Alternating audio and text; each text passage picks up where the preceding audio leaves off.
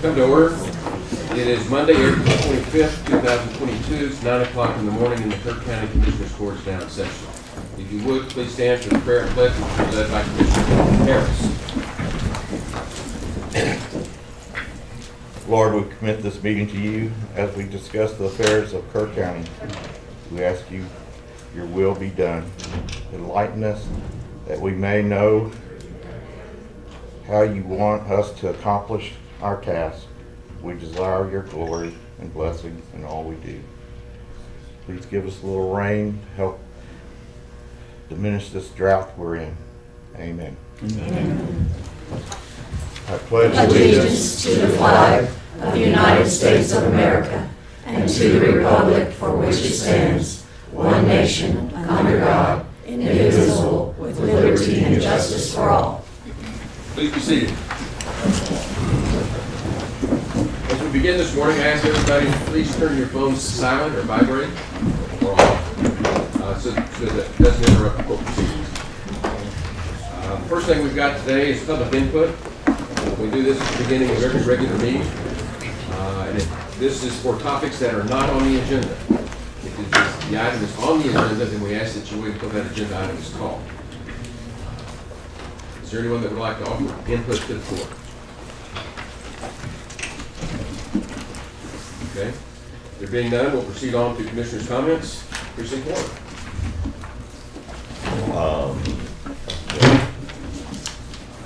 The county said goodbye to Buster Baldwin this weekend.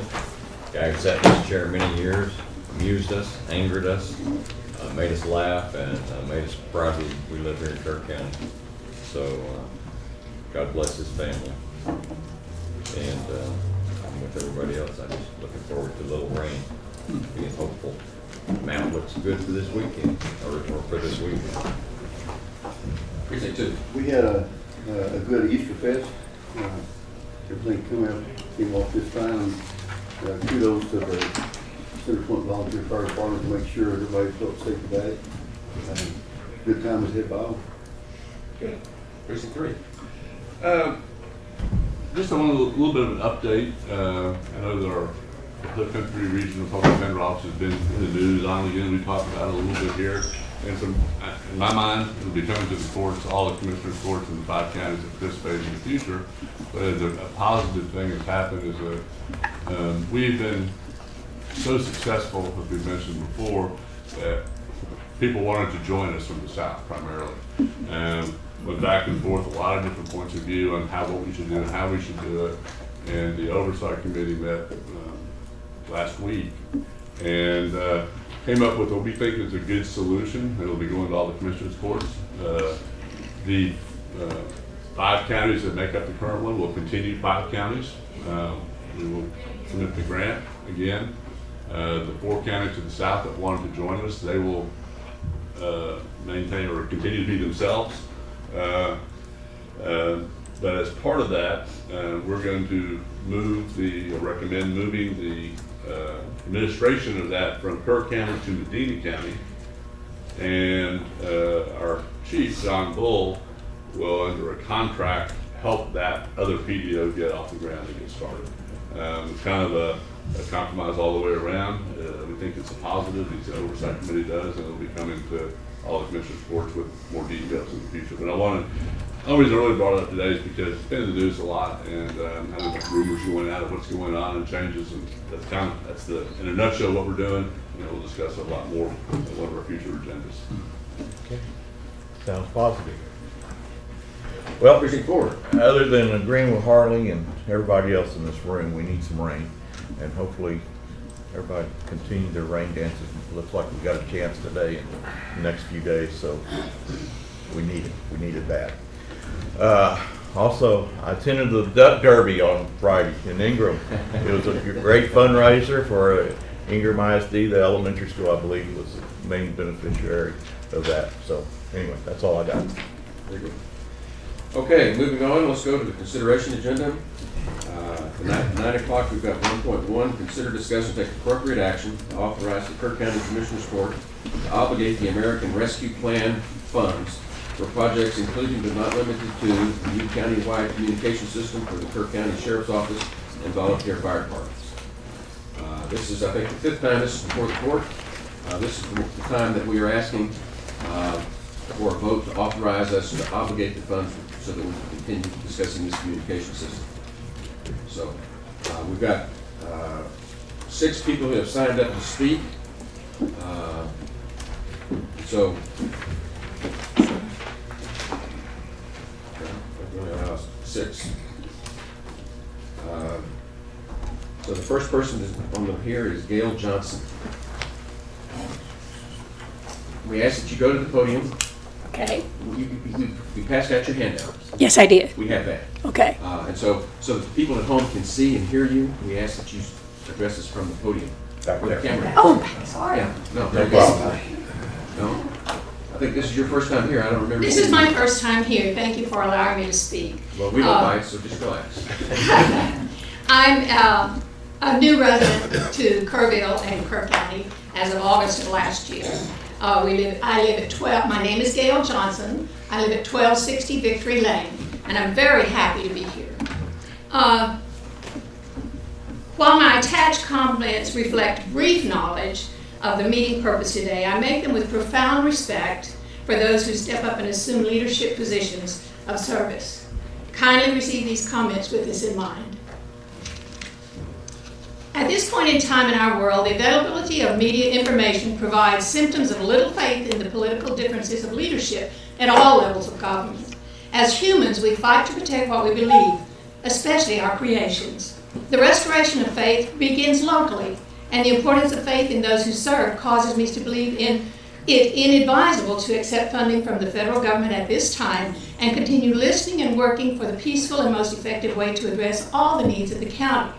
Should it be true that all politics are local, then locally, it seems the more prudent method to effectively serve the needs of our county community includes reassessing the county's basic needs and determine local actions that will result in establishing steps forward that will bring the desired solutions. It does not escape my understanding that each of you earned the confidence of constituents to elect you to serve and represent them.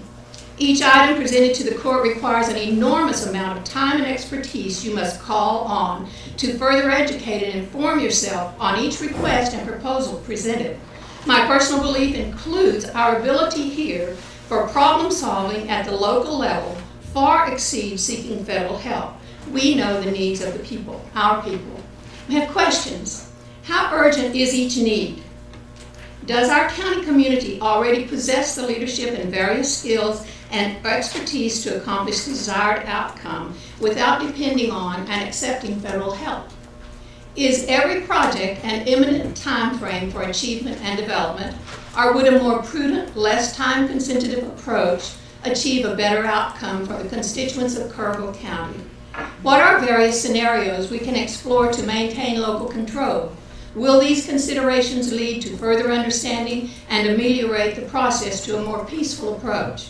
Honorable Judge and Commissioners, my suggestion, further patience to allow more time for research and consideration of consequences which may result in further acceptance of ARPA funds and return those already accepted.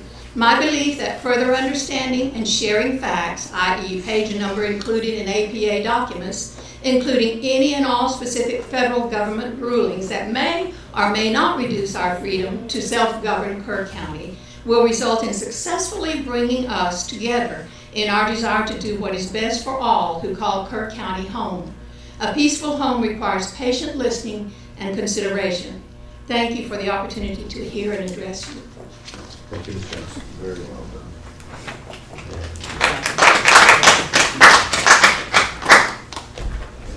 Next is Richard King.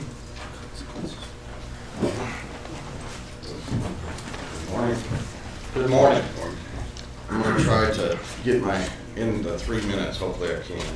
My name is Richard King. My wife and I have resided here in Kerr County since 1991. I'm a retired United States Air Force disabled veteran. When I enlisted in the service, I took an oath to defend the Constitution of the United States against all enemies, foreign and domestic. If I'm correct, you did the same taking your office. And that was to include the Texas Constitution, and under these constitutions you swore to uphold the responsibilities you have for protecting all the constituents you have from harm. I, for one, expect you to uphold our Constitution. These funds are a detriment to our freedoms and could, in fact, bankrupt this county, putting us all in harm's way should one recipient misuse these funds. The compliance with applicable laws 35.9, it states, all recipients of the funds must comply with all federal statutes, regulations, executive orders, and provide for the compliance with the ARPA funds by other parties in any agreements it enters into with other parties relating to these funds. What exactly does this mean? It means if you, the county commissioners, should spend these funds or give these funds to other entities, you have sold our sovereignty to the federal government. This gives the Fed unlimited power over the city and county, the power to seize our properties, homes, assets, and since this is all under COVID funding, they could lock us up through mandates like China has done. Wear a mask and get the death jab or be arrested. And this is possible. Dr. Fauci just stated a couple weeks ago that this pandemic would never end. I would like to ask each of you, do you really think there's no repercussions or consequences or penalties assessed on all this should anyone misuse these funds? And do you even know what this could do because the language is so broad and open? Let me get back to it. It's that same old leftist story. You have to pass it to know what's in it. Now, do you really feel you are representing all your constituents when it's factually stated in these 35.9 by accepting these funds, you will place us all under federal statutes, EOS mandates, compliance laws, or is it just a few people asking for these funds that, the money's burning a hole in their pockets? Our freedom is more important than a few people with wanting to do that. And you told us on several meetings that you were going to wait to vote on this until the mid-elections. You made that statement. Now, since you're wanting to do this, if you vote on this today, you have lied to us. And you should not be trusted after that. What gives you the right to sell our freedom to the federal government? And I stop with that respectfully. Thank you.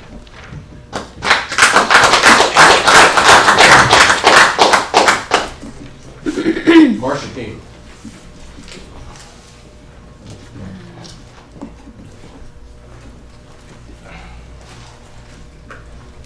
My name is Marcia King. I'm a Kerr County resident. Since October 2021, we the people have been warning you about the dangers of the compliance with the executive orders that were added by the Biden regime to all contracts with federal government that states cannot override. My husband spoke a lot about that. Therefore, these funds may very well be a setup for a domestic coup to transfer power from states, cities, businesses, and individuals to become subservient to executive orders by consent of contract. Instead of a federal vaccine mandate, Biden is bribing the counties and states to do it for them in the form of ARPA funds so that we enslave ourselves to these nefarious executive orders to which the state of Texas has no recourse. On December 13th, I reminded you about FEMA being created and powered by executive orders and how it has the power to suspend laws, move, quarantine populations, and arrest and detain citizens without a warrant and hold them indefinitely without trial, seize property and assets, food supplies, transportation systems, and even suspend the Constitution of the United States simply by being published in the registry, which ARPA is doing. By signing these new executive order compliant contracts, you have placed every citizen resident of Kerr County under potential FEMA control. Everything about this pandemic has been a lie, monetized with ungodly amounts of incentivized bonuses, rewards to world leaders, governments, politicians, doctors, hospitals, federal, state, and local. The CDC, NIH, FDA, NIAID, CIA, WHO, WEF, Big Pharma, Big Tech, mainstream media, etc., all who have been complicit, bought off, and getting rich off the kickbacks from this global psyop, crimes against humanity, COVID-19 lie. COVID-19 is not a viral pneumonia, but oxygen starvation due to radiation distress. The bioweapon is the mRNA gene therapy injection that is maiming, killing, and sterilizing people globally. And 5G at its pulse 60 gigahertz is the weaponized activator. Now the globalist cabal are coming for our children, newborns and up, for mandatory yearly COVID injections. This is absolutely unacceptable. A line must be drawn when they come after our children. If you allow this scenario to happen through this arc of Trojan horse, you are just as complicit in these crimes against humanity, and each one of you will be held personally responsible and accountable by we the people. Thank you. Here's the 5G rollout. COVID-19 is oxygen deprivation. It keeps the lungs from absorbing oxygen, which is why people were falling dead in Wuhan, Florence, and Madrid. That's what happened when they rolled out 5G. The NIH even admits that 5G can actually create coronavirus. Thank you.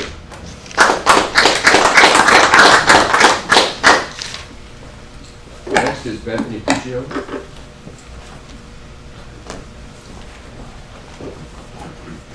My name is Bethany Puccio. I'm a 418 Crestridge driver here in Kerrville. I just want to say that at this point, I think probably some of you are tired of seeing all of us here, but we're kind of tired of being here as well. 5 times coming and imploring you to send money back and not enslave us with it. I do want to thank Commissioner Blue for continuously being in our corner, listening to the will of the people, and truly serving us as an elected official. The last time that we were here, Judge Kelly, you mentioned that you had been patient with us. I would say that I think we've been pretty patient with all of you not hearing us and having us fall on deaf ears again and again and again. It did not take very long. The last time I was here, I said that it was going to burn a hole in somebody's pocket, and it didn't take very long. In fact, it took a lot shorter time than it was promised to take, as was already mentioned. It was supposed to be sitting there safe until after midterms, until after court cases. You said, oh, well, you know, we got lots of time for this, right? And that is not what's happening. And I said from the beginning, if I put a bag of chocolate on my dresser and I tell you I'm not going to eat it, you can just go ahead and tell me I'm a liar. So I'm going to eat the chocolate, right? And so when we keep $10 million in a bank account, we're planning to spend it. We don't keep money that we're not planning to spend. You always plan to spend it. I would just say broken promises equal broken trust. You made some promises. A large number of your constituents clearly feel strongly about this and have laid out many reasons, valid reasons, to send this money back. So are you going to keep your promises, or are you going to break your promises?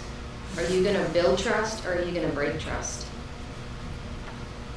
The price of freedom is eternal vigilance. That's Thomas Jefferson. Those that can give up essential liberty to gain a little temporary safety deserve neither liberty nor safety. Benjamin Franklin. If you think that you're going to sit there and wait for Paxton to swoop in and save us if you spend this money, and then Biden comes after us, and we don't, when they sent that child tax credit out, now probably none of you get it because you're all older, that you probably don't get child tax credit. I do. I had the foresight to save that money because it was always a trap. There are many people that spent their child tax credit and they got slammed with taxes this year and did not have the money to pay it because it was always a trap. The Biden regime does not care for the people. The Biden regime hates the American people and they hate America, and any money from them is probably a trap, and it would be very wise to take a step back and ask, why would they give that to you? Because it's not because they like you, and it's not because it's good for you. And because I knew that, I saved my child tax credit so I could give it back to them this year, or I would have been in trouble. If you think Paxton is going to swoop in and save us in some court case, right now he's in a runoff. We don't even know if we're going to have Paxton. So please don't count on that. Thank you.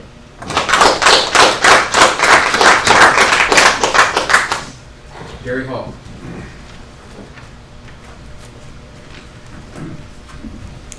Good morning. My name is Terry Hall. I'm with We the People, Liberty in Action, and I live on Independence Lane.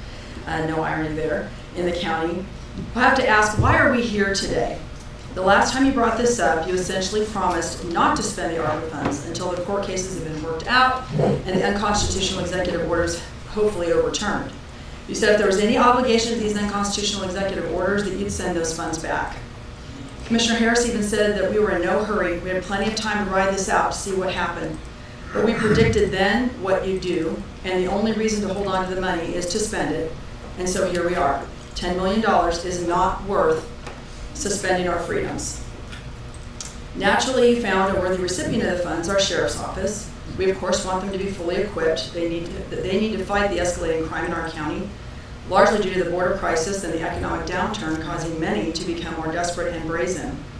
But finding worthy recipients was also just a matter of time. It's political gamesmanship to make those opposed to the ARPA funds look bad, instead of the commissioners ignoring the people and putting the oppressive boot of the Biden administration squarely on our necks in this county, who overwhelmingly did not vote for him.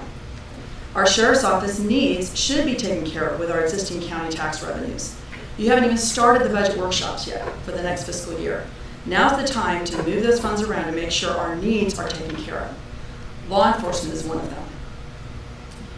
Having this pile of Biden money is an easy and frankly lazy way to pay for the radio system without having to dig in and make hard budgetary decisions using our existing tax dollars. But that free Biden money is not free. It comes with a cost, and we're not willing to pay it, which is subjugation to Biden's endless oppressive executive orders from health mandates to gun control.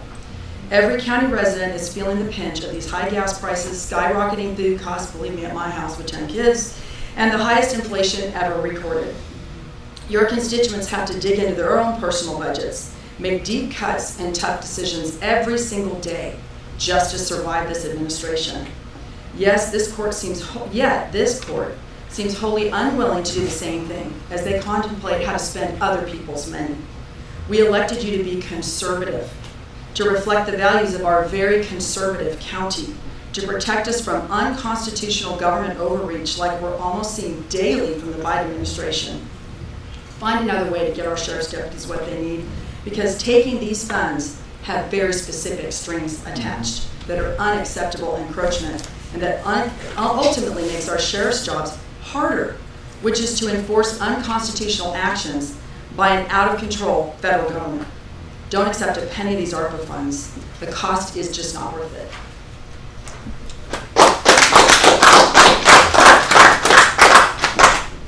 Maria Hammerline.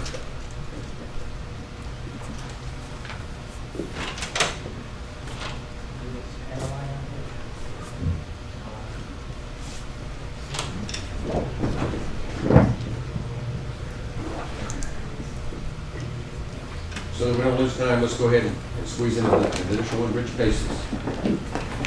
We're not too far. Okay. Gentlemen, my name is Rich Paces. I live in Center Point, and I too am running for office. So it may be that some of you gentlemen who haven't had to run for a while are a little bit out of touch with what your constituents want, because the vast majority of people that I talk to don't want us to use these ARPA funds. Now, the only ones that seem to be in favor of it seem to misunderstand where these funds come from. They seem to think these are taxpayer dollars. Well, they're not. This administration just keeps printing more money to make these payments, which is why we're all seeing soaring inflation and a national debt that's growing out of control. I don't know about you, but I'm not real happy paying diesel prices of $4.79 a gallon. Most people aren't. This is a tax on the people that can least afford it. And it's because the federal government keeps printing more money. Now, eventually, our children and grandchildren, and probably their grandchildren, are going to have to pay this back in higher taxes. We'll be slaves to this government forever. All right, the next point. The Treasury Department terms and conditions require all recipients to comply with all other applicable federal statutes, regulations, and executive orders. Now that gives me great concern. Arizona Governor Doug Ducey has filed a lawsuit against the Biden administration after it threatened to claw back its COVID-19 funding with interest and penalties unless the state stops sending it to schools without mask mandates. Does Kerr County have the legal resources to get into a lawsuit with the federal government? Of course not. Look, there's far too many strings attached to this money, and I, for one, do not trust the current administration, or as some people refer to, regime. Who knows what the next executive order will say? I do agree with Commissioner Blue, who said that we should send the money back to avoid the temptation of spending it. Look, you do not have a mandate from the people to spend this money. In fact, the vast majority of the feedback you have received has been against spending this corrupt money. If you want a mandate, please put it on the November ballot. There is nothing so urgent requiring you to spend this money now. Sure, we need to eventually upgrade the radio system, but it works, and it will work for the next year or so. So look, I once again, and I've been here before, I urge you to at least wait until all the legal action against the federal government and the Department of Treasury has been successfully concluded. But better yet, just send it back and avoid that temptation. If I was sitting on that court, I would not agree to spend this money, but I'm sure you already know that.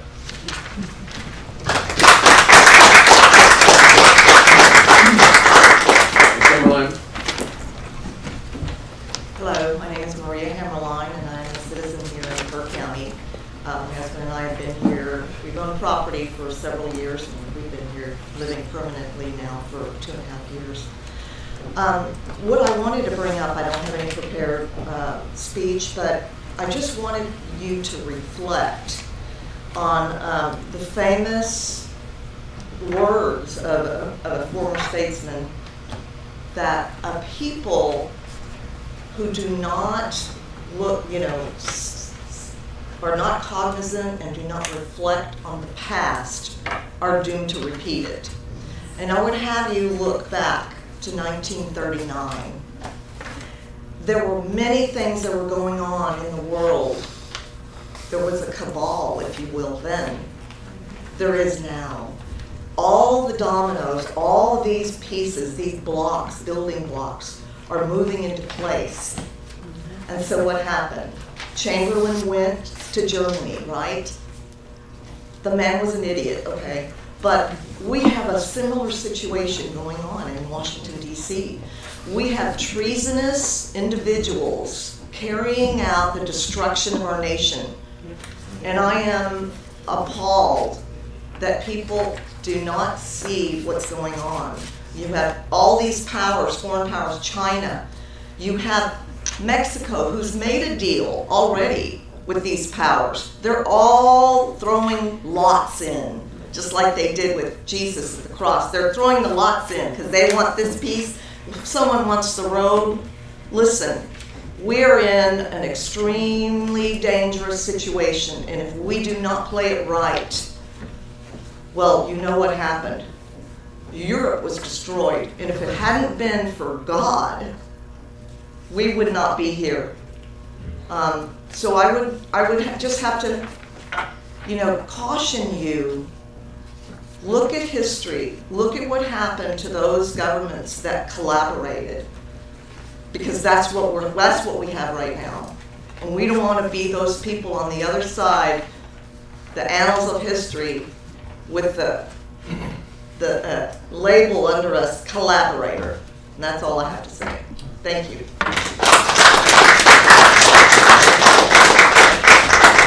30 minutes. By the way, the policy's been in effect for a long time. Send it back.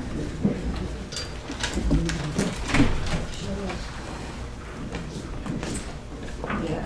That's right.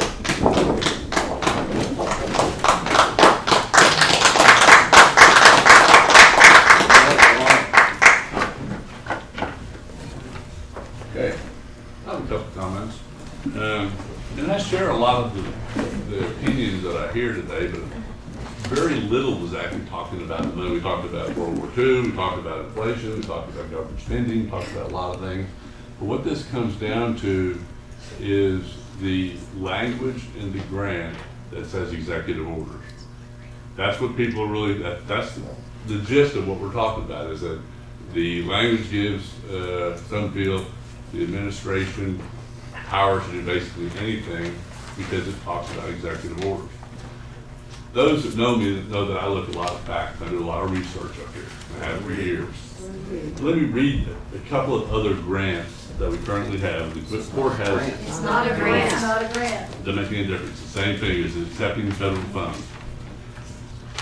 On May of 2020, when Trump was president, we received and spent the Corona Relief Fund. Very similar thing. Section 1.26, I'll quote, grantee will comply with all federal law, regulations, executive orders, policies, procedures, and directives. That was under the Trump administration. That was passed unanimously by this court. The exact same language almost as in the ARPA funds. Then, in August of 2020, there was another grant. This was a grant or funds that we accepted, statewide automated victim notification service, which was related to the Corona or the CRF that was done earlier that year. I'll quote again, grantee agrees to comply with all applicable laws, executive orders, regulations, policies, including Texas Government Code 783 and the Uniform Grant Management Standards and any other applicable federal or state management standards or requirements. So that was unanimously passed by the court, the exact same language basically. In October 22nd, 2018, the court unanimously approved Clean Water State Revolving Fund. That does not explicitly say all executive orders. However, on Exhibit C of that, it says basic rules for complying, and there's a full page of laws, regulations, and executive orders that we're required to follow under that. And that also goes to all of our contractors and subcontractors that we use under that project. That's the Centerpoint wastewater project. In August 8th, I mentioned this in our last meeting, I believe, Senate Bill 8 was passed or signed by the governor. That's the American Rescue Plan. It's the exact same grant that we're talking about, or funds that we're talking about right now. It was approved by the state of Texas. We're a branch of the state. It's already applicable to everyone in the state of Texas. It was done by that. And people have heard a lot to Ken Paxton. Well, he's got money out of that. So it's a little bit of interesting to me that now he has filed lawsuits. And I support the lawsuits, but at the same time he's accepting funding there. And then the final thing is that I'm going to mention is I mentioned this previously. There's a system that if you're going to use any federal funds, and we use federal funds every year on this court. And if you're going to use federal funds, you've got to do it through the System of Award Management System, the SAM system. Item 6 of that says, will comply with all applicable requirements of all other federal laws, executive orders, regulations, and public policies governing financial assistance awards. Any way you look at it, this court has unanimously approved the same language numerous times, and the state of Texas has already done it under the ARPA fund. So, I mean, I think the arguments, I try to use logic, they don't make sense to me. Some of what you're saying, I agree with. I agree with the inflation. I agree with I can't stand the current administration. But what we do related to these ARPA funds is irrelevant when it comes to those processes. No, it's not. Please, maintain order. So, we're a branch of the state. The state's already accepted the funds and spent the funds. So anyway, and the court, I go back to the first one. A year and a half ago, almost 2 years ago, the court unanimously approved the exact same language. And that was under President Trump, and people weren't concerned as much at that point. But that law, or those funds were still spent. Biden can go under that when he did. Do an executive order under that. So it doesn't make sense to me, I agree with what you're saying, but I think this is the wrong thing. How we make the change in Washington is through the election. And hopefully we will. That's all I have. Let's not interrupt. You weren't interrupted when you spoke. Thank you. Well, I want to address the integrity of the court. It's been brought up several times that we told the public that we would hold off on this till after the midterm elections. I think since that was stated, that that's what we should do. Because that reflects on us and the trust issue. I think there's a pretty strong consensus here among everybody in the court that we mistrust the current president and any executive orders that might come out of that Oval Office at this point. That really is exactly what Commissioner Glatt said. That's where this all hinges. The clawback would not be possible with the Sheriff's Department using this money. But an executive order at this time or in the future could.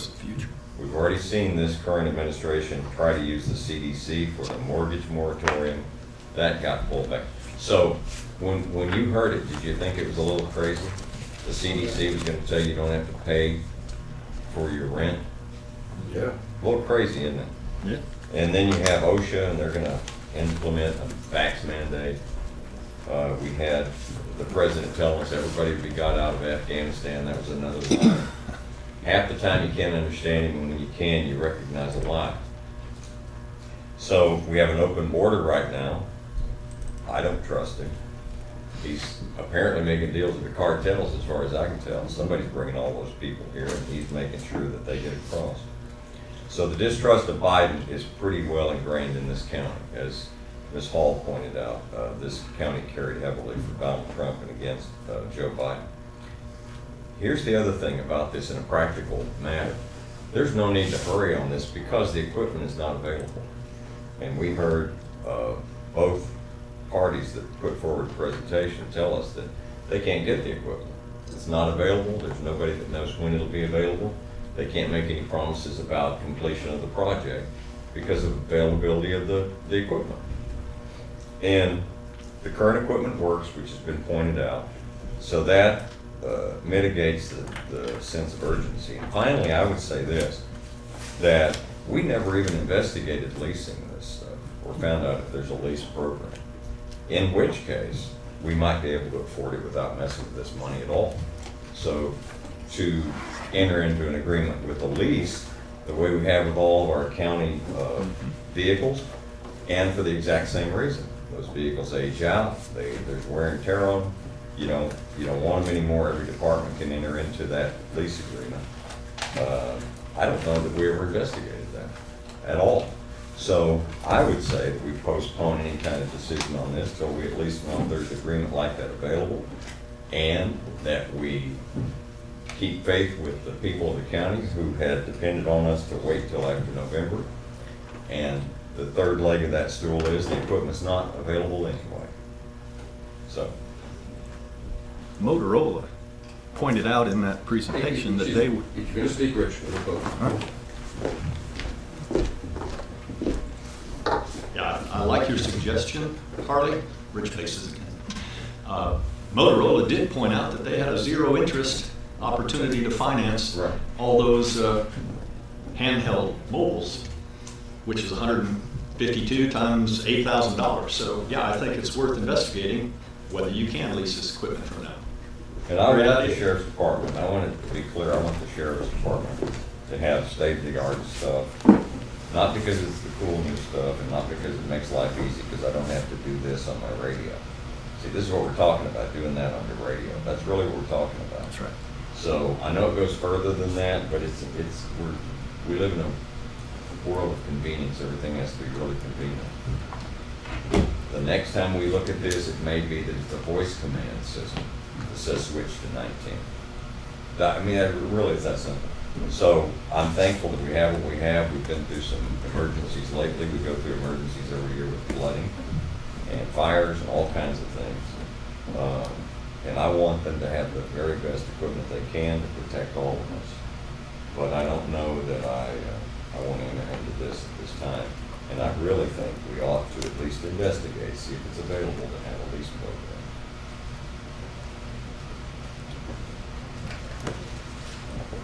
You have the input? Yeah, I got a lot of input, but not much has changed since last time I spoke about this. Nothing, the only thing that's changed is inflation. It's gotten a lot worse, hasn't it? I think I was the one brought up waiting until midterm.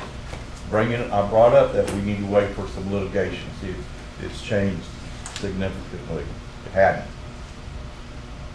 There's no immediate deadline for this. I've said that. Nothing's changed. So that's still the same way I feel. There's nothing that says we have to make a decision right now. Let these other counties spend it and see what happens. There you go. Amen. Let them be the good, bad examples or whatever. I have a little bit different take on it, and at least mildly disagree with Tom. Is I know that equipment, when ordered, gets at the top of the list when it does come. And no matter what, there's going to be a stall about it. The longer that we stall making a decision about it, I think the farther down the list and the longer we wait. And a lot of our equipment is now unrepairable, and whenever it does malfunction, there's no way to repair it. It's that aging. In the big picture, I didn't agree with the Biden administration in doing this. The funds are out there. The state accepted them. We have grant administrators that know how to follow these laws, just as what Jonathan has told us about. We have professionals to walk down that. We have the need for radio. If we don't do it this way, we probably will elevate taxes. I'm also convinced that if we send it back, it goes to the federal government, to some other city like New York or San Francisco, and realizes in a manner which we don't like. So I obviously have anguish about this entire issue, but I'm in favor of doing something now. That's a question. Yes. I don't know, Jackie, if you can get it. Look at our core, there's been a lot of statements about that we said we weren't going to spend it. I don't believe I said it. Others members of the court may have, and I don't believe it was part of the court order. So can you pull out the court order and see if we said we weren't going to spend it until... I said pump the brakes. I know, I'm not saying the individual commissioners didn't say it, but I'm saying that the court said it. And that's a difference, is because if I voted to not spend money till after that, then I won't spend it. I'll follow that. Off the top of my I don't recall head, that being the court order. I remember there was a court order for that if any money would be spent, the court would have to take a vote on it. That was my, Yes. That's what we're doing. that was my agenda. And that's what we're I here. agree with that. I think That's that's a the- good system. I just want to make sure that there wasn't a court order that said we weren't going to spend I it. mean, I can We did not investigate. vote to say that we would wait until after the midterm elections, but several of us sitting up here did say and agreed to that. I don't know that we have to take a vote. If we can speak something from up here, if I tell anybody here Look at the minutes. what I believe about something, I don't need a court order or a vote to go back and say, what did I say that day? I know damn well what I said, Right, and I'm gonna stick to it. right. I have a question. Can I speak? Go to the podium.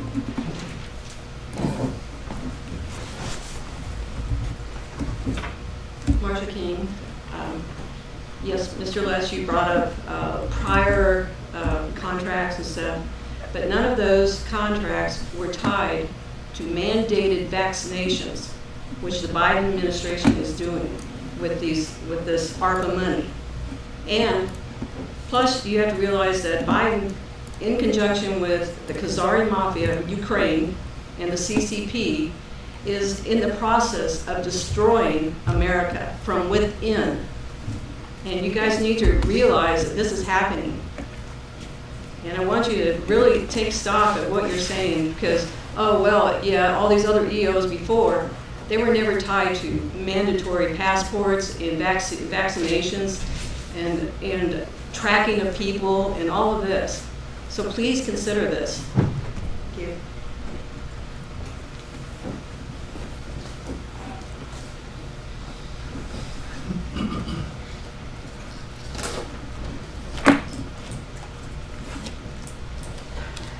I'm gonna make a motion that we authorize this court to obligate the funds, not spend them yet, but we need to if we're going to continue these discussions with these vendors, they need to know that we have the ability to obligate the funds we have to pay for the equipment that we buy. So I make the motion that we authorize the court to obligate the ARPA funds. Put it on the ballot. Got a motion and a second. Can you repeat who made the second? Okay. Any other discussion? I will say that your group has been very vocal, and we have listened. No, you haven't. Just don't agree. Just don't agree. Just because we will have order in this courtroom. Okay? Sir, can I ask one thing? Is it not common to set If you want to speak, you have to go to the podium, sir. When trying to set Who are you? my name is Stephen Reinhold. I am a resident of Kerr County, Kerrville, just across downtown. The point I'm about to make is it not common to set a precedence for things without allowing there to be any kind of repercussions yet, to allow those precedences to continue to be accepted, like what you're talking about with the language that is also basically the same. It's not exactly the same, obviously. And even in here it says that projects including but not limited to.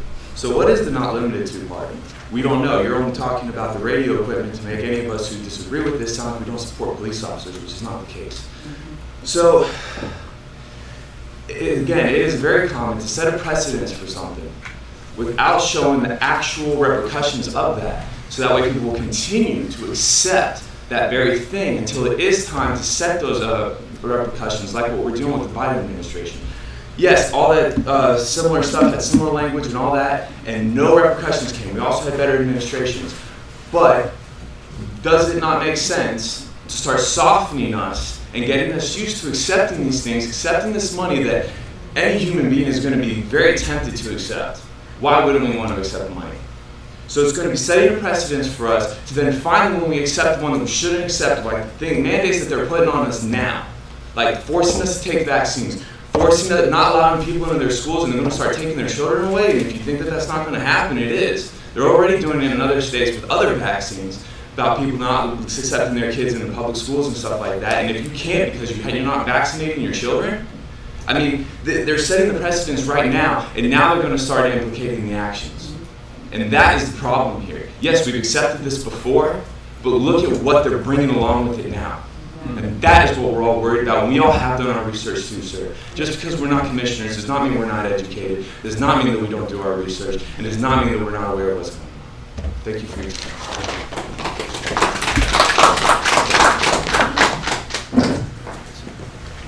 I take issue that you represent the majority of the people in this county. I know that you're a very vocal group, and I recognize that.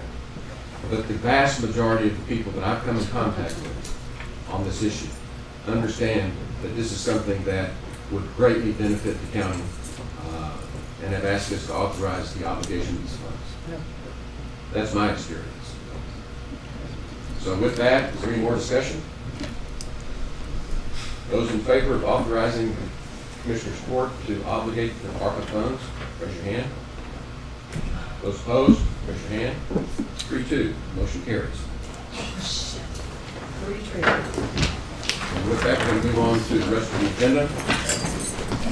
Fellow traders. Let's take a 5-minute break.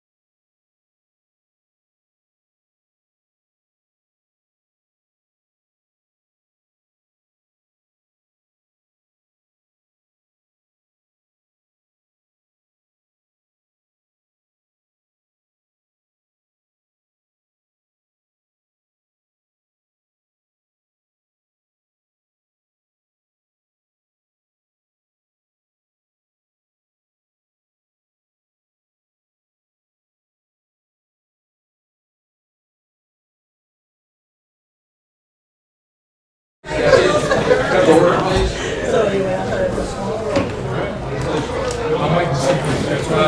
Please come to order.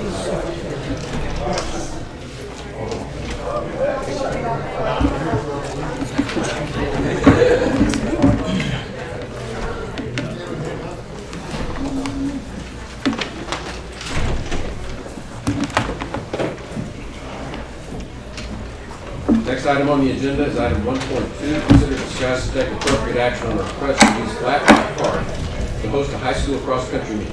Ms. Cody Taylor. We're just requesting to. Go to Cody, please. We're gonna put you on YouTube. You're on YouTube.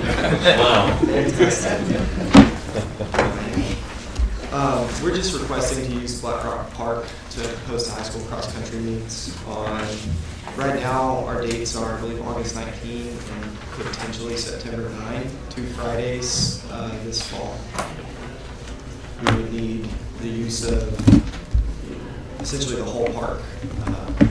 The race is a little over 3 miles long, so we'd have to start in the back by the dog park and then around in front and then move back. I think we'd be out by probably 1 p.m. Both dates after setup, breakdown, and everything. Can others use the park while y'all are there? Or do you want the park closed? We would need it closed to at least traffic and dogs. That way, because we're going to have riders everywhere, it's going to be a lot of energy and people running around, so dogs could be a potential issue.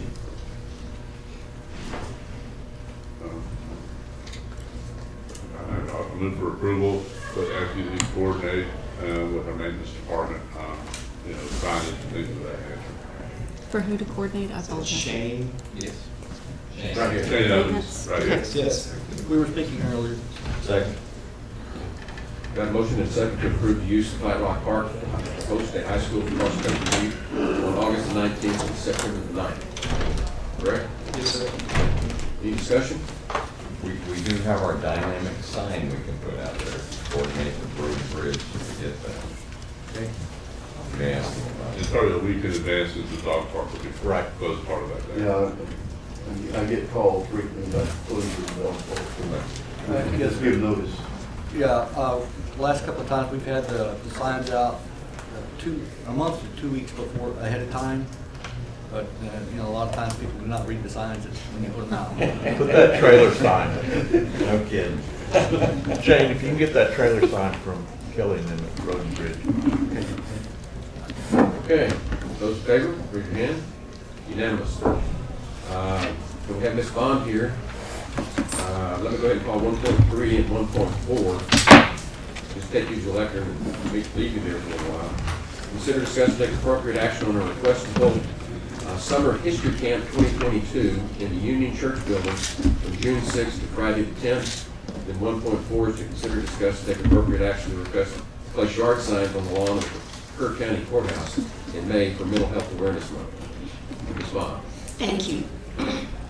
Bunny Pond, and first I'm speaking as the vice chair of the Kerr County Historical Commission. We did our first history camp using the Union Church Building in the June of 2019, and then we hope to do it in 2020 and again in 21, but because of COVID, we decided it was not a wise thing. So this is the first year that we are really organizing to offer this history camp. So I had asked Jody to reserve the dates for us for the Union Church Building beginning, that would be Friday, June the 3rd, 4th, through Saturday, June the 11th. So we have time to set up and clean up. We're planning to be there 9 to 12 noon each day. It is a limit of 20 children. Children that have completed the 3rd grade and the 4th grade is the planned group. Our plan is to charge $50 a child. We had a very successful camp in 2019, and that was largely thanks to the groups that assisted us, because it's not just the members of the commission who are working there. This year we are planning for the Monday group to be UGRA. They're coming to talk about our Guadalupe River, Tuesday will be one of the members of the commission, Clifton Pfeiffer, talking about fun on the frontier. So he does singing, storytelling, and he brings crafts for the children to make toys with. Wednesday, we're planning on Daughters of the Republic of Texas, the Joshua D. Brown chapter, coming, and they do things like making butter, teaching children how to make butter, making rope, pioneer dresses, quilting. That's something we're adding this year.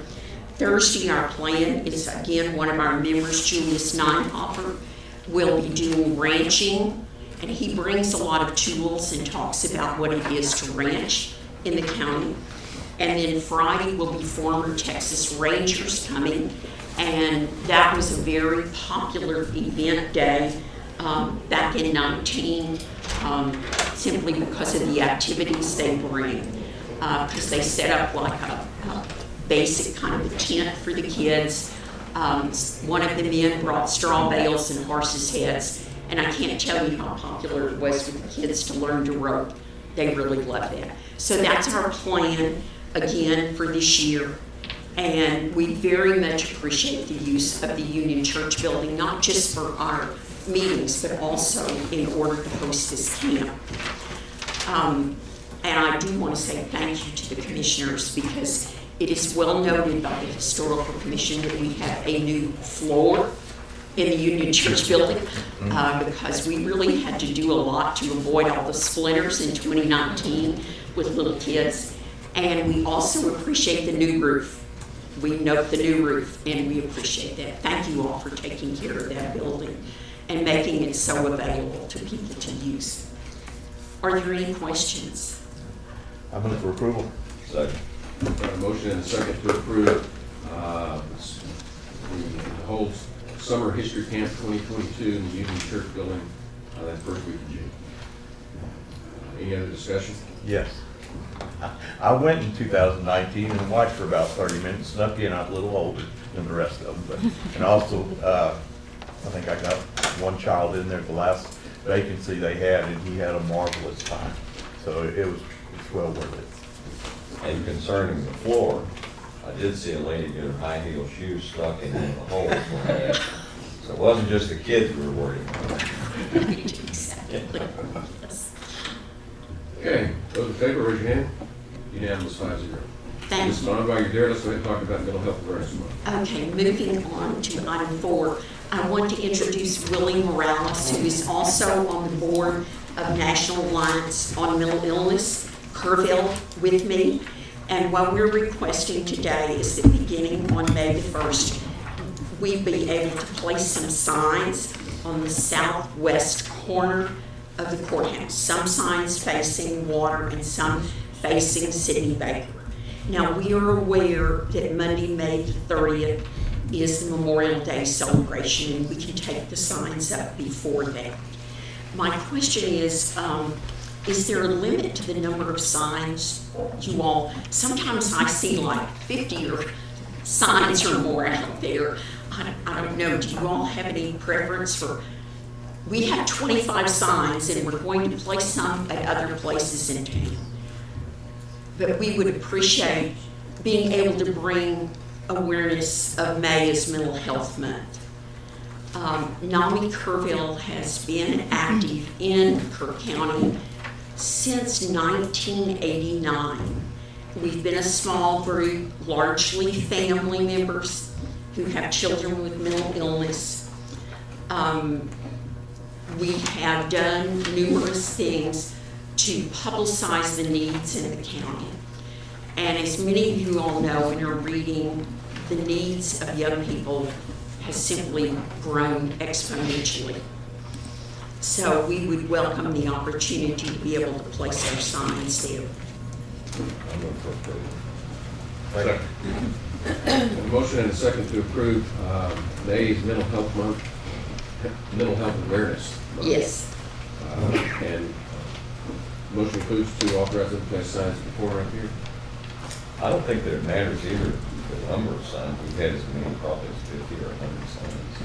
I looked over to Commissioner Les to see for that answer. Whatever, I mean, yeah, 20, we have 25 and some are going elsewhere, so, you know, whatever y'all feels appropriate. Those in favor, Thank raise you. your hand. Unanimous, 5-0. Thank you. Thank you. Okay, now we have some timed items that I have to skip over and thank you because they are specifically timed.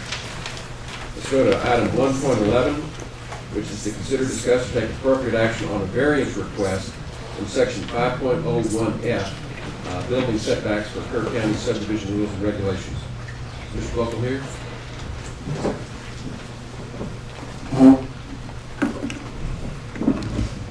Hello. There's a property in Hunt, and the existing buildings are within a 50-foot setback, which the county requires. We're asking for a variance of 20. If we do not grant that variance, they will not be in compliance. And I think along that highway and Highway 39, a lot of buildings in that area in Hunt are also within a 50-foot setback, not just this property.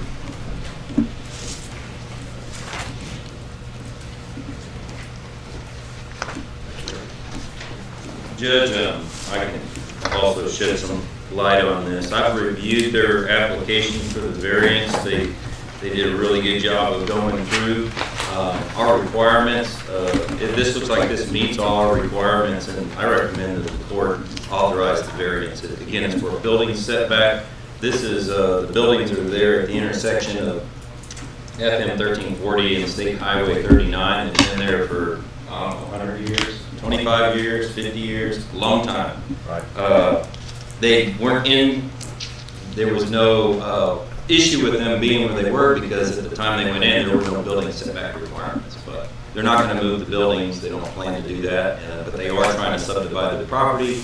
Our rules require a 50-foot setback, and the court has the authorization to approve something different. That's what they're asking for. I move for approval. Second. Have a motion and a second to approve the request for variance. Property in Hunt. Any other discussion? What happens when do we have any provision for what happens when the buildings are demolished or no longer there? They would be subject to the building setbacks that will now be on this plat. So it'll go from 50, we're granting variance from 50 to 20, and it's going to stay that way regardless. Yes, sir.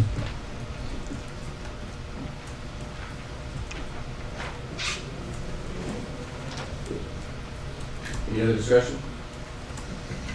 Those in favor, raise your hand. Unanimous, 5-0. Item 1.12, consider, discuss, and take appropriate action on the Promax construction contract amendment number 1 for contract numbers 7217045, 7218045, and 7218055. Thank you, Judge. This agenda item is for the Kerr County CDBG projects. Same numbers the judge just read, 7217045, 7218045, and 7218055.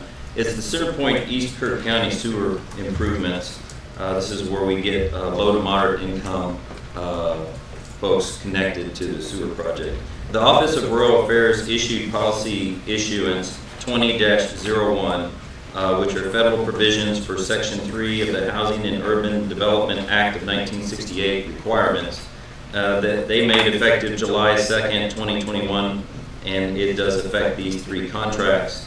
The Cromax Construction Contract Amendment 1 that is in your packet has the addition of Section 3 requirements in the contract. It's been signed by the contractor. It's required for all Texas CDBG grants from the Texas Department of Agriculture. And the county engineer requests that the court authorize the county judge to execute that contract amendment. Move for approval. Second. A motion and a second to approve the contract amendment for Promax regarding the contracts identified here in court today. Any discussion? Those in favor, raise your hand. Unanimous, 5-0. Item 1.13, consider, discuss, and take appropriate action for the court to approve the final plat for Lovely Place, precinct 4.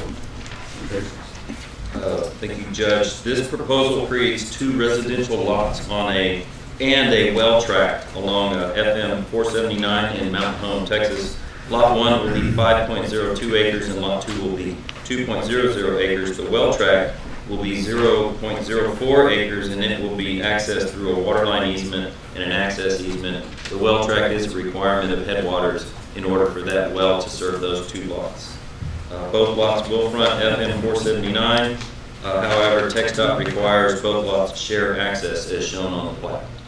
The county engineer requests the court approve the final plat for Love Lee Place, Precinct 4. I move for approval. We have a motion and a second to approve the final plat for Lovely Place, Mountain Home. Any other discussion? Those in favor, raise your hand. Unanimous. Last item today is item 1.14. Consider, discuss, and take appropriate action on the preliminary plat for Hirsch Ranch, Precinct 4. Ms. Tracy. Judge, this proposal divides 2,565.31 acres into 2 lots. Each has more than 900 acres in them, and including road right-of-way. Access will be from State Highway 41 via a new private road to be known as Hirsch Road. Hirsch Road is to be designed and built to Kerr County specifications for a country lane. It's going to be an unpaved country lane. Our requirements for an unpaved country lane is that it can serve no more than 8 lots. There are notes on the plat that state that one of those 2 lots that's being platted can be divided into, we'll have to look at it, I think it's no less than 400 acres apiece. Let's double check that. I want to make sure this is right. Bottom line is, if they go through the divisions, they'll get a total of 7 lots out of the lots that are being platted. So the note for lot number 2, it just says that the property Hirsch Ranch may not be subdivided in more than 7 tracts of land. Note number 2, no tract of land subdivided from the property shall be less than 300 acres. That's what I was looking for. And note number 3, no tract of land subdivided from the property which is contiguous to any part of the 1,000-acre tract shown hereon, which is next door, and they've listed it as file number 21-07101, shall be less than 400 acres. That's the property that's on lot 1, I believe. So lot 2 can be divided into several lots, and lot 1 can be divided into 2 lots, basically for a total of 7. There's one more piece of property that's using this road as access, and that is 672.7 acres.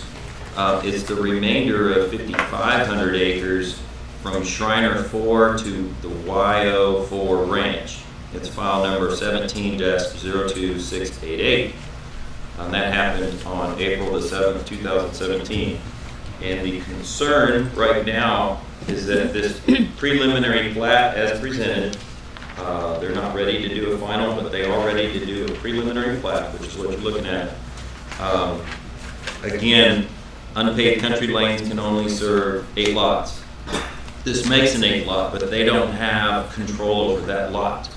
Okay, so they're working on an agreement and it will go on the plat, and I'm asking the court to conditionally approve the preliminary plat subject to, there's got to be a note on there that final lot they can only have 1 lot, to keep the whole threshold of 8 lots only on an unpaved country lane.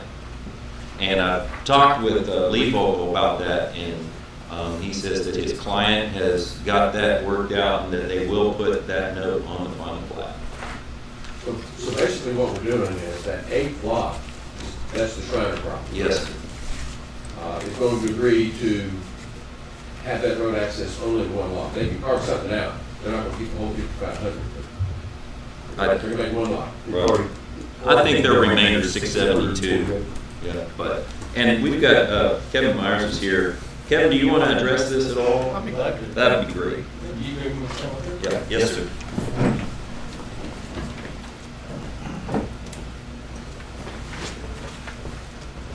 Kevin's been kicking this around for 3 or 4 months now. He's just ready to pull the trigger. Appreciate the court's time today. My name is Kevin Meyer. To address some of the concerns, so on the Shriner property, when that easement was granted to the 672 acres, in that easement agreement, it dictates that it only serves his property in entirety. And if he ever subdivided that property, he would have to upgrade the road to y'all's county standard. Oh. So that's already been filed at the courthouse.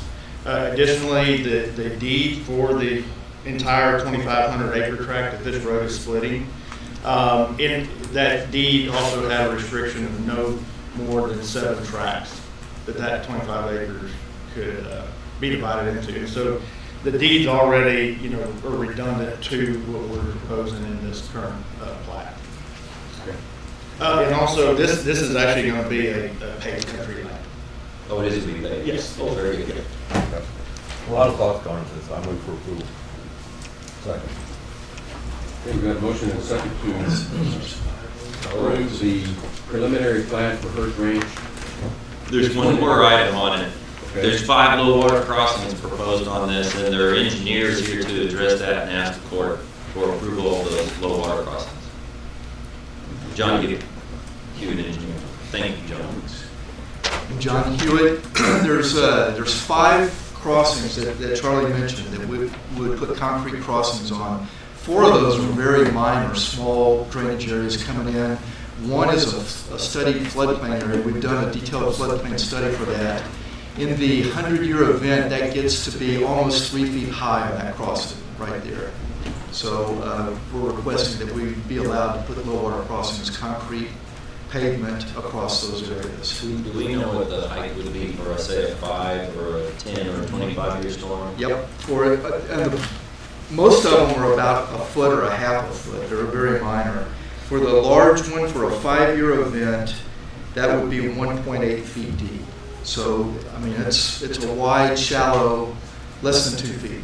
But that's even for a 5-year event.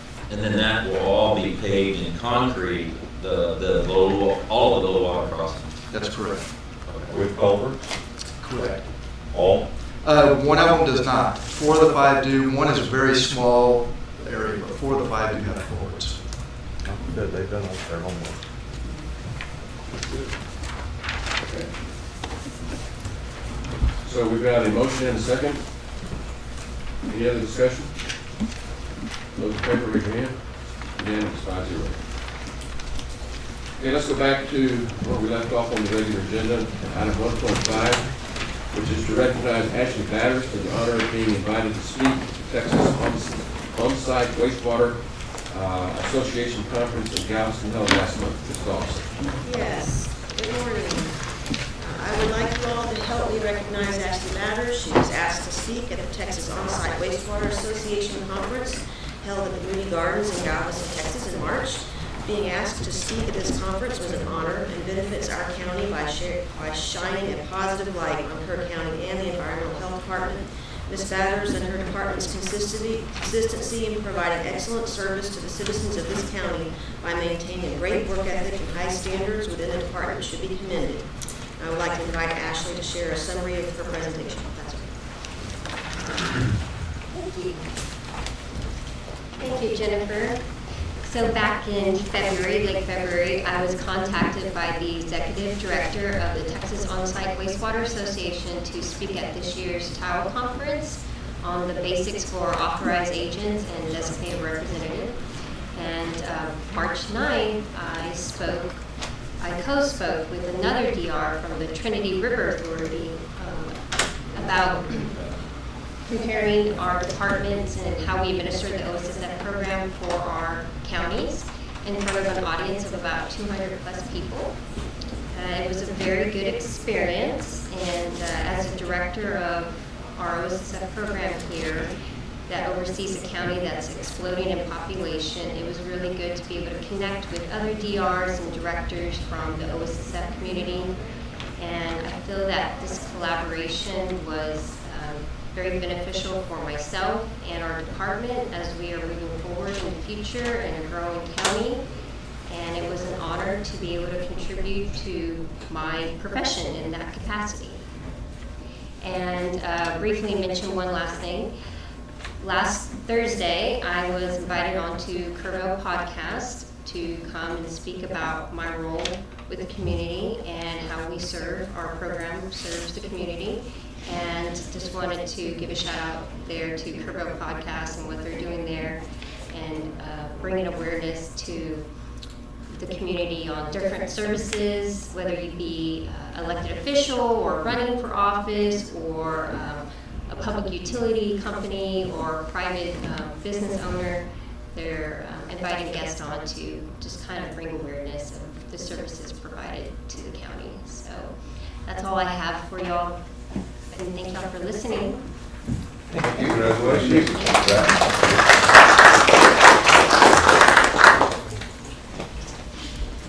Always good to get good news. Yes.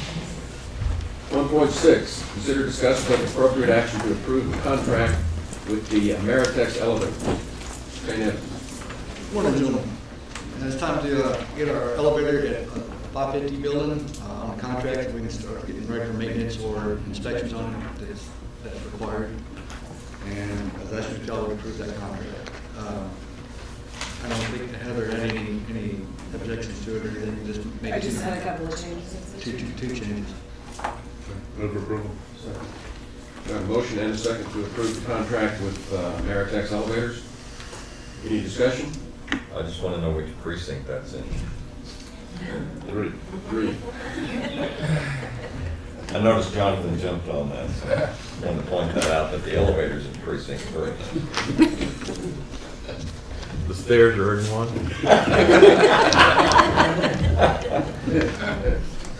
Stairs are in precinct 1 over here.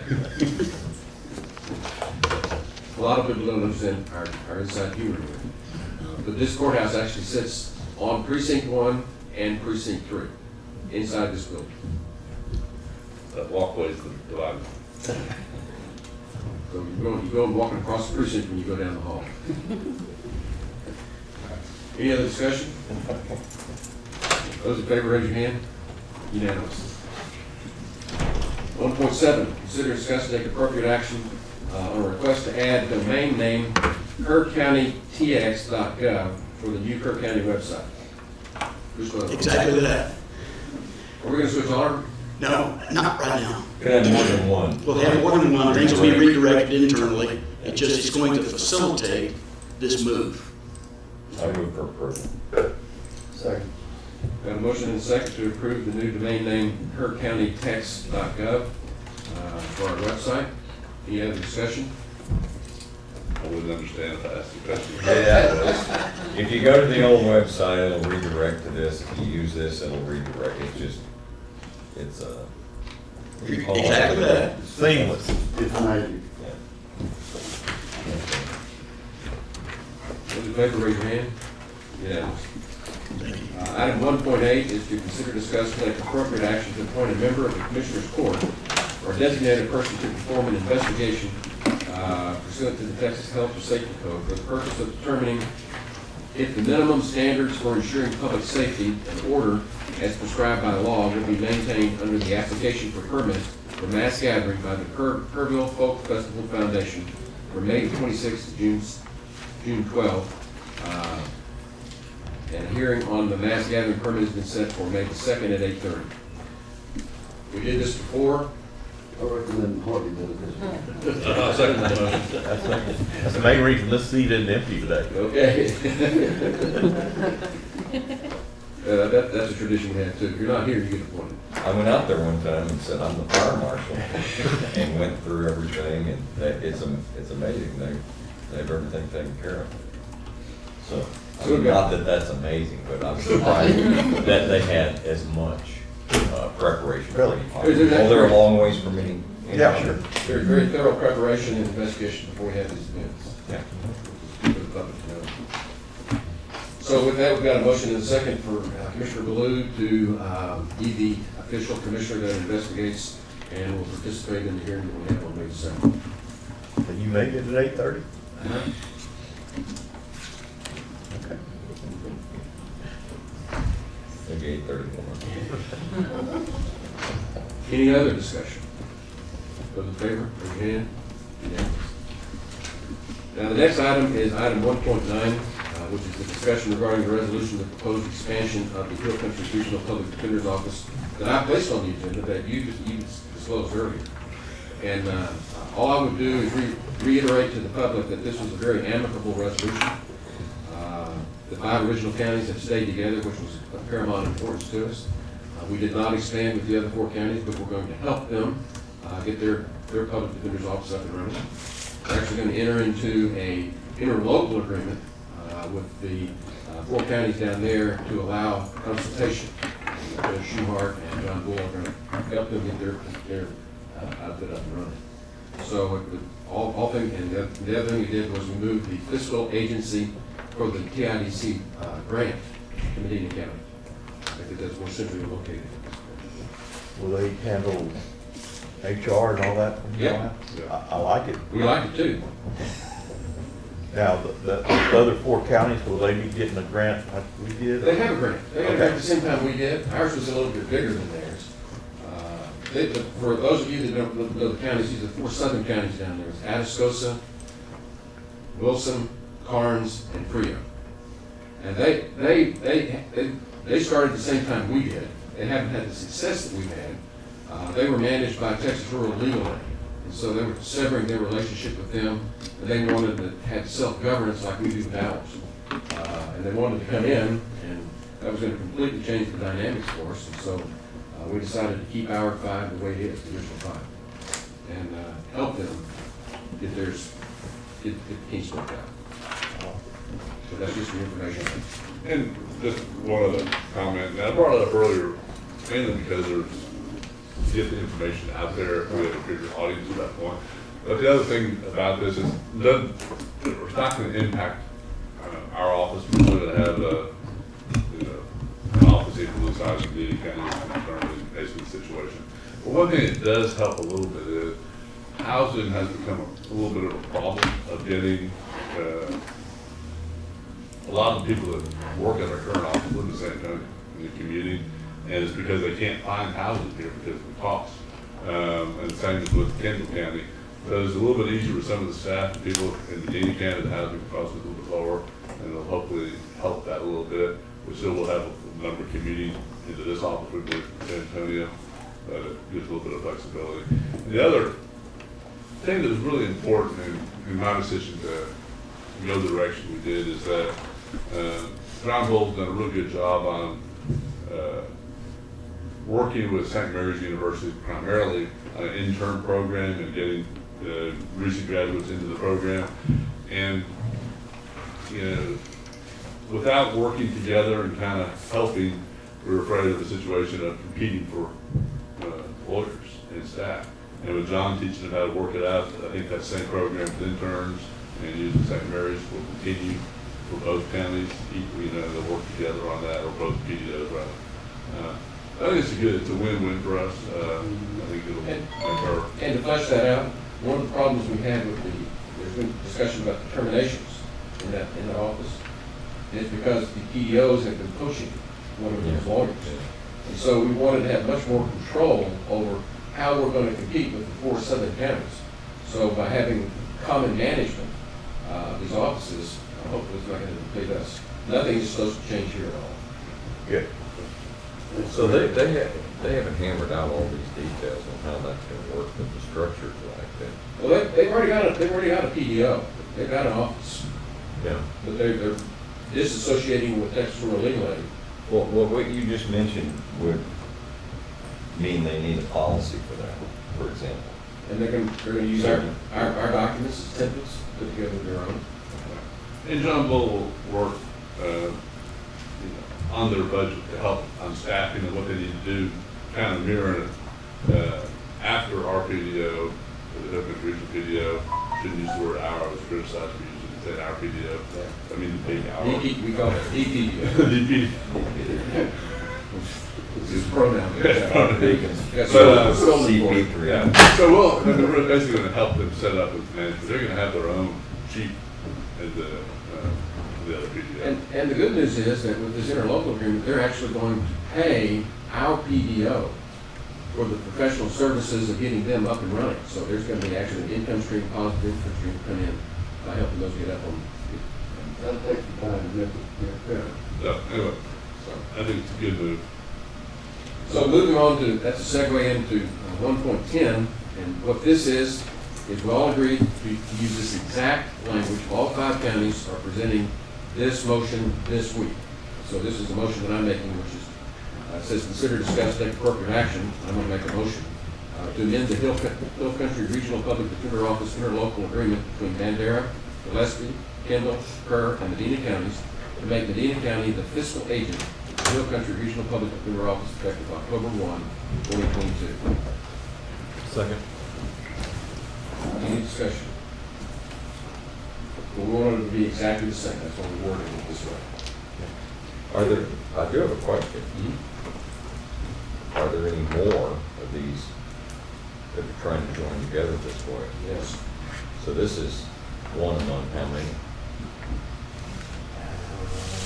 I'm going to say there's close to a dozen, maybe. Wow.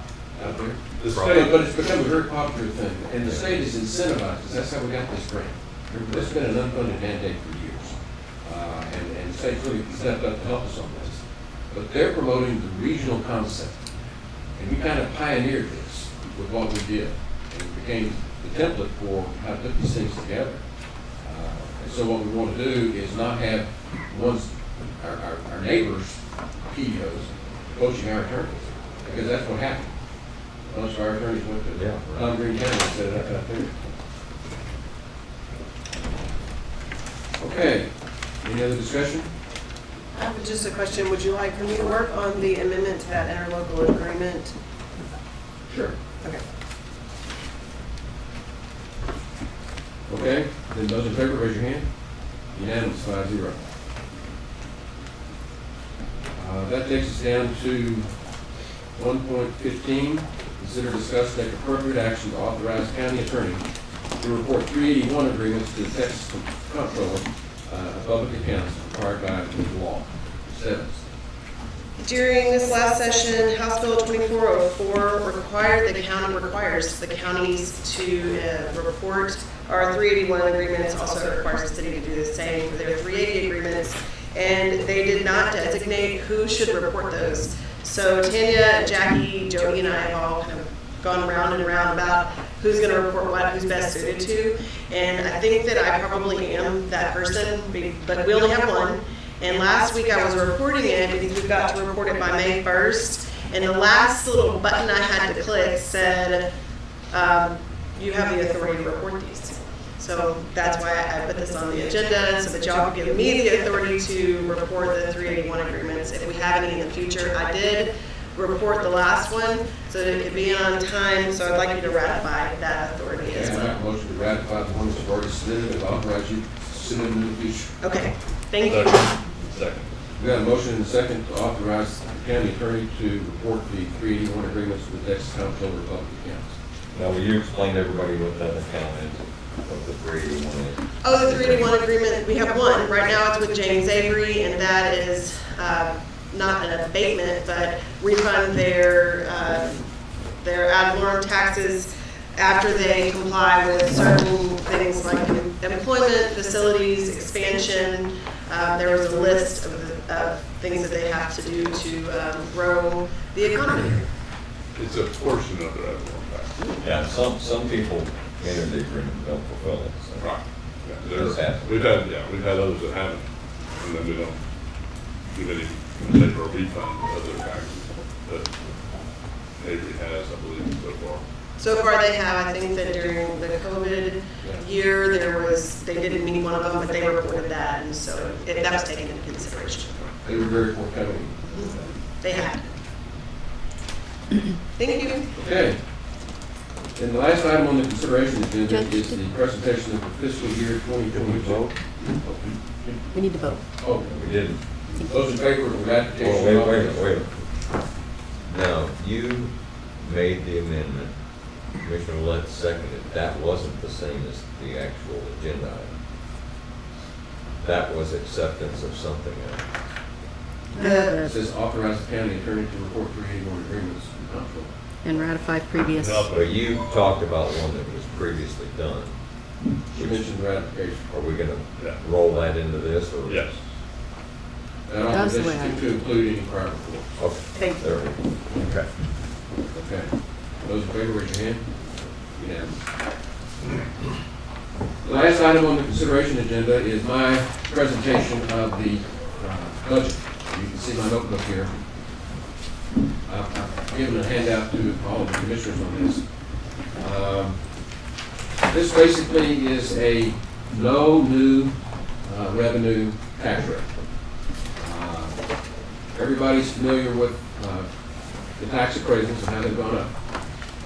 We have no control over the appraisal district. We have no control over those appraisals. But we do have control over what tax rate we're going to use based on those appraisals. And so what we've done the last 2 years, I think, isn't it, Bob, that we've done the no new revenues? 2 years? Yes, sir. Yeah. It's been It's been called that the last 2 years. What was it called before that, Bob?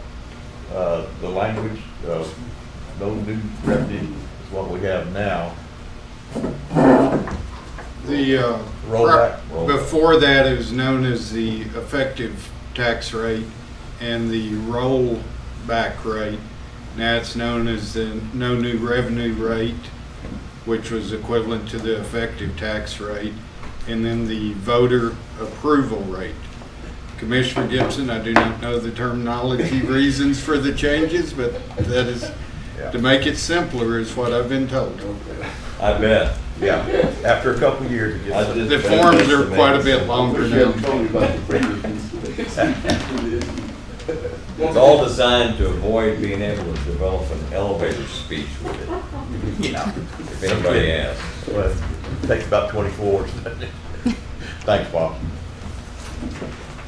But just to clarify, for the last couple of years, Kelly, you going up? Oh, no, I was just. Okay. For the last couple of years, we had adopted a tax rate that did not result in increased income to the county. We capped it out to be the same for the last 3 years. The last 2 years, and then my proposed budget does the same here. That may not be the final budget that gets adopted, but that's what I'm proposing. And the total revenues that we have projected for next year, next fiscal year, is almost $38 million, $37,902,388 worth of revenues projected. The expenditures kept essentially the same budget as before. When the department heads and officials go in, you get in there and take a look at it, the numbers are going to be just pretty much what they were last year. And we're projecting expenditures of $39,382,445. That is almost $1.5 million deficit budget. And by way of explanation, I've explained this before, but Kerr County has a long tradition of adopting deficit budgets. They also have a long-standing tradition of not having a deficit budget at the end of the year, which means that we budget more than we spend. And I've attributed that to the conservative nature of the county, of our department heads, of our elected officials. That they plan for every possible contingency that they can think of, and they put it in their budget. And so we have all these, it's like a contingency fund, but we've got little mini funds. Everybody's over budgeted just a little bit, and I really can't tell you exactly how much they're over budgeted. I'm not sure that they can, but it's there. But in this budget, what I've also done, and this is on what we agreed to last year with Commissioner Moser, his instigation, is we increased our contingency fund so that if we really do get in a jam, we'll have some money to be able to cover those expenses. And what we're seeing with inflation, it's a good thing that we have that. And this builds in a contingency fund of $750,000 that's built into this budget before the department heads, before the elected officials. So that, yeah, it's $1.5 million deficit budget, but I'm just following budget culture. Your phrase, it just wears, it fits. So this is the tax rate is no new revenue rate. I have included, we don't call them COLAs at this point, we call them wage adjustments if you recall. But it's built in a 3% increase for salaries. is built into this budget. I've mentioned the contingency fund of $750,000. I think we've got, I don't have any new hires in it. I think I got a vehicle or two.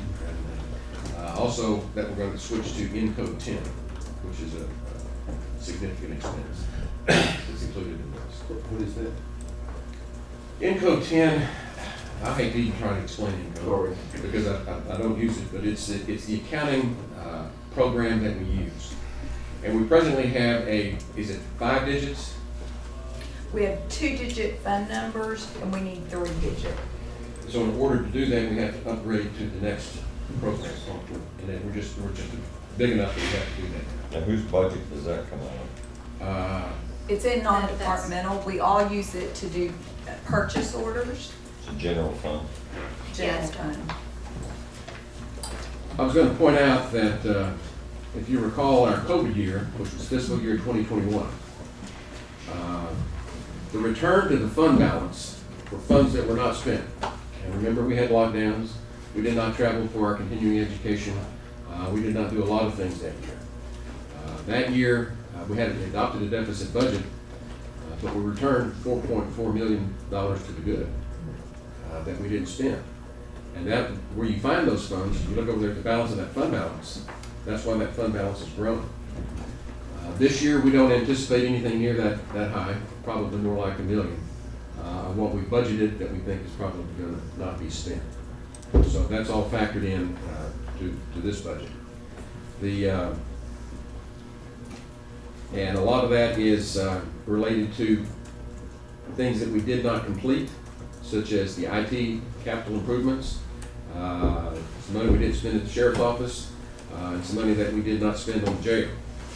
All of those were taken into consideration.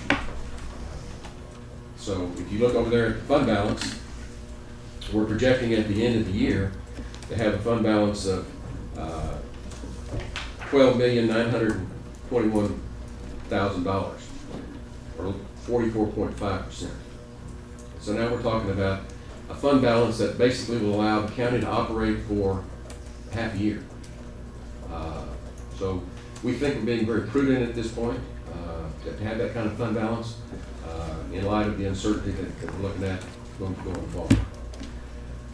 This is now will be posted on the website. Anyone can go to the website and get the summary. And just so you can see, the summary looks like this without the yellow on it. And if you haven't learned to read them in the past, you need to get familiar with them.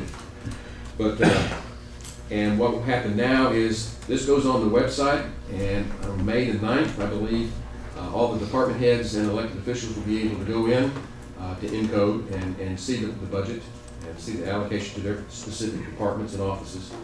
And then we wait and get their input back to us, and then we'll start having our budget workshops in June and even into July.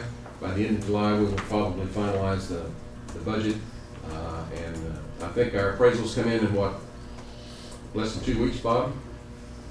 End of this week, I guess. They've already hit the mail, Judge. Yeah. Hit my mail, Bob. Yeah. So this is step one for budget. And that's just a discussion item. Let me go over the deficit budget issue on, just for public information, because we get criticized annually about having a deficit budget. And there's two things that you have to remember in the county government budgeting. One is, if it's not budgeted, you can't spend it even if you have the reserve. You're not allowed to go into your reserve and spend it unless it's a specific line item in the budget and project in the budget, like road and bridge, for example. If they have a project to buy right away for a new bridge or something like that, and that bridge gets delayed by TxDOT or moved up by TxDOT, if it's not in the budget, we can't do it. You can't just move money around unless it's a actual emergency, and those are very, very unusual and hard to justify. The other thing is that we have to budget for every employee at their current salary. We don't know where people are going to retire, where people are going to leave, and things of that nature. So our budget's always in flex. but you have to budget as if everyone's there. We don't have an option because otherwise, you just can't do it. So that's where a large part of this money often comes from, is based on, people leaving. You may have someone a certain grade leave or step leave, and they get hired, a new person comes in with a lower amount, so there's a surplus there, or you have a vacancy for a month in the department, so there's, that money that wasn't spent. And that's why we end up with those two issues are really the large reasons we end up with that, or have a deficit budget going in, but always come out with a surplus. And an observation that I'll share with you, for example, with our new sheriff. Our old sheriff was never fully staffed. There were always open spots. For those of you that haven't paid attention around the county, there are a lot more cruisers out there, there's a lot more deputies in patrol cars. And that's because we're about 100% employed right now. And so just with the change in that regime alone has changed how the cash flow for the budget, where we count on having 5 or 6 open positions in the sheriff's office on a regular basis. We don't have that anymore. And there's one other thing about Commissioner Lutz's line items. There have been times we realized after a few years we didn't use that fund and put it in something else, eliminate the line altogether. We're not trying to add excessive amounts in little funds. If they're not used, we get rid of them and put the money somewhere else. Well, all I can say is, this is the first time I've seen it, and it's hats off to you and the auditor's office, and everybody else involved in getting us to this starting point. With inflation out there, it's hitting everybody. It's hitting everybody sitting right here. When you go to the gas pump or the grocery store or whatever, it's hitting all those.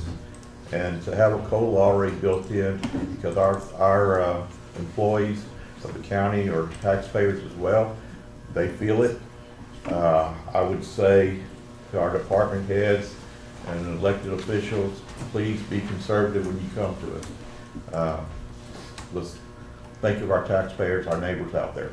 Well, and I want to give a shout out to the department heads and the elected officials that worked on the budget last year. Last year, we tightened our belt. We asked everybody to cut what they could. And every single department, every single office holder reduced their budget. That's not lost on us. We've positioned ourselves to be able to absorb some of that better this year. We feel like we have. The recommended fund balance is supposed to be 25% of your budget, 3 months. We got almost 6. So we're hoping that we're going to be able to weather the coming economic condition, whatever we're going to call this. I don't know if we're going to go into recession or what, but whatever it is, we've got the county positioned to be able to handle that without raising taxes. And that's our goal here. So, and new revenue rates, by the way, generally result in a reduction in the actual tax rate itself. That's the way it works. That's how we keep the revenue the same and we actually reduce tax rates instead of increasing. And for the maximum increases, was 2.5%. Isn't that our Bob? 3.5%. 3.5%. We haven't raised tax rates at all. We've reduced tax rates. So all for the last, this will be the 3rd year, we've gotten to bank that, so that if we get in the jam, we do have the flexibility to respond by raising taxes, because those are all banked. We don't want to have to use them, but we've got them, and what I'm trying to tell you is we're sitting in a pretty good financial position. We're poised to be able to manage the county on lower tax rates, and still be in a position if we have to have an emergency and have to raise them. We have the ability to do that. We don't want to do it, but we have the ability. So this will kind of be discussed and cussed, I'm sure, in the coming months as we work through. But it's always a process that is worthwhile at the end. Let's move on to the approval agenda. Move to 2.1, budget amendments.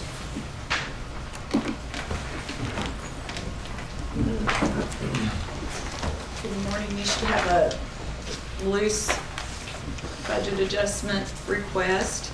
So the first 4 on your list are line item transfers.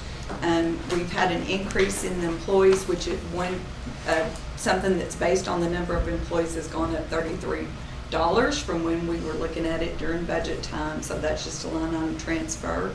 Your second one on the list is for the new position in the treasurer's office, and that's related to the payroll. They're going to start payroll, I believe, this week. The next one down is for our ag extension office, and again, it's line item transfer. Next page, you'll see the investigator and bonds and insurance, and we've had a peace officer insurance came in for about just shy of $1,200. And again, that's a line item transfer. The next one is for unanticipated court reporter cost, and that is coming from the contingency line. And then your last one is, the majority of this is due to the constitutional election that will be coming up in the month of May. And the tax assessor collector, Bob Reeves, believes that that's going to cost about $23,000. So this will cover, the majority of it will cover that reason. Move for approval. Second. We have a motion and a second to approve the budget amendments as presented. Any discussion? Those in favor, raise your hand. Unanimous. 2.2, pay the bills. Yes, today's invoices for consideration, $1,924,137.38. I move for approval. Second. Got a motion and a second to approve the payment of bills as presented. Any discussion? Those in favor, raise your hand. Unanimous.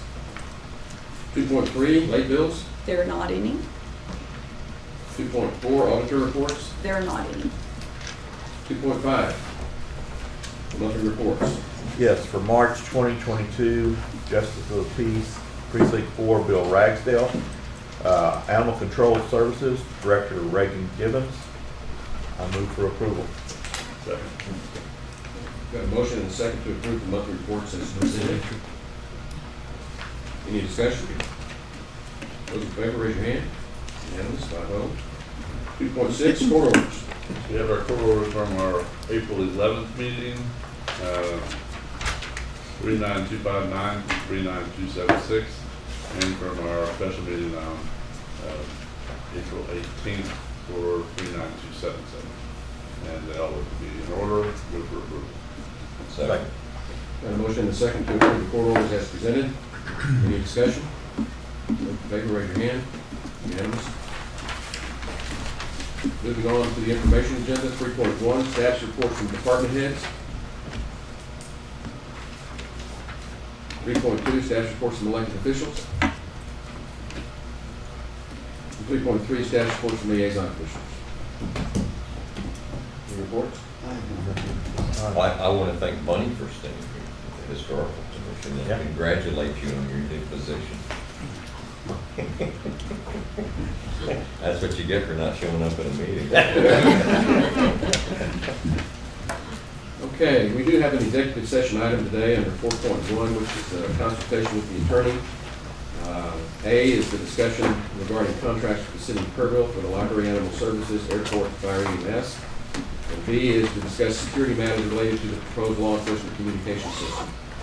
But before we can go into executive session on these items, the first thing we have to do is take a vote, which must be unanimous by the court, that determines that we believe that holding these discussions in an open meeting will have a detrimental effect on the position of the Commissioners Court in the negotiations. So that's required that we have that vote, or we can't go into executive session, and we also need to keep the court reporter here for the discussions. So That's for the item under A. okay. Makes sense to me. Motion or lose vote? Well, I'm going to make a motion that we go into executive session because we believe that holding these matters, these discussions in an open meeting will have a detrimental effect on our position in negotiating with the city and its vendors. Second. So those in favor, raise your hand. Unanimous. We have our vote. We have a written report from the county attorney saying she believes that agrees with us on that. And with that, we will take a 5-minute break and come back to the executive session.